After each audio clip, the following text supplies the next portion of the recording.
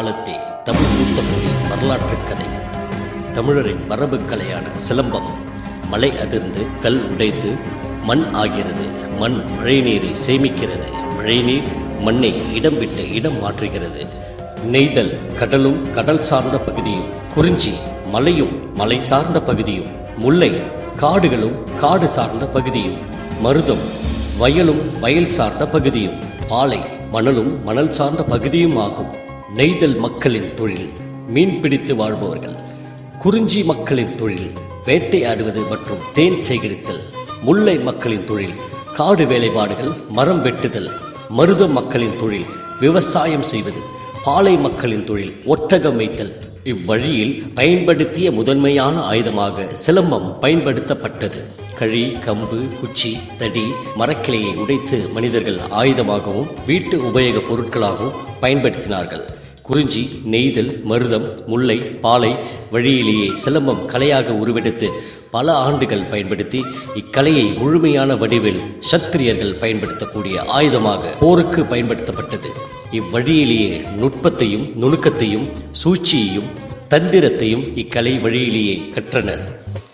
குறிஞ்சி பகுதியில் வாழும் மனிதர்கள் மிருகத்தை வேட்டையாடவும் பயன்படுத்தினர். நெய்தல் பகுதியில் வாழும் மனிதர்கள் கோள்களை கொண்டு ஆற்றின் ஆழத்தை அளப்பதற்கும், கட்டுமரங்களை செய்து அதை உந்தி செல்வதற்கும், மீன் பிடிப்பதற்கும் கழியை பயன்படுத்தினர். இப்பயன்பாட்டின் வழியே சிலம்பக்கலையாக உருவெடுத்தது. போர்க்கலைகளிலே சிறந்த கலையாக நம் தமிழகத்தின் சிலம்பம் ஆட்சி செய்தது. தமிழகம் மட்டுமின்றி தென்னிந்தியா முழுவதும் பயன்படுத்தப்பட்டது. பல நூற்றாண்டுகளுக்கு பிறகு கலையின் பரிணாம வளர்ச்சி பிக்ஷிகளுக்கும் அது மட்டுமின்றி சத்திரியர்களுக்கும் உரிய கலையாக மாறியது. சிலம்பத்தை அளப்பதற்கும் ஆழம் அறிவதற்கும் இந்த கலை பெரிதும் பயன்பட்டது. தென்னிந்தியாவில் வாழ்வதற்கு சத்திரிய தர்மம் வழியிலேயே இக்கலை இன்றும் நம்மிடம் வேரூன்றி இருக்கிறது. அது மட்டுமின்றி புத்த மதத்திலும் இக்கலை வேறுடையது.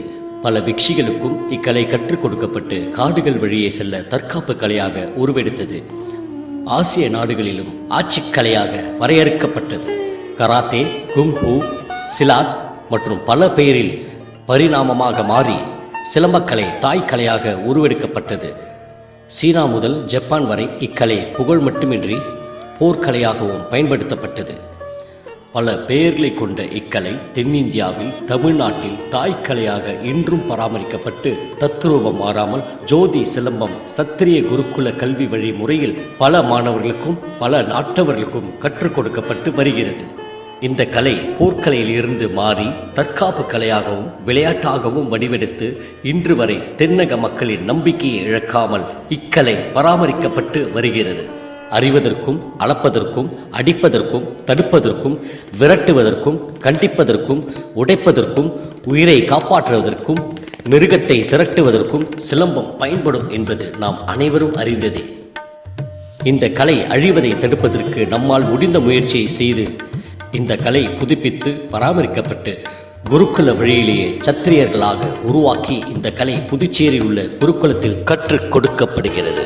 இந்த கலையை முறையாக கற்று குருக்களை உருவாக்கி உலகம் முழுவதும் தமிழர்களின் வீர பராக்கிரமத்தை பறைச்சாற்றுவது குருகுலத்தின் நோக்கமும் பணியும் ஆகும் என்பதை மகிழ்ச்சியுடன் தெரிவித்துக் கொள்கிறோம்.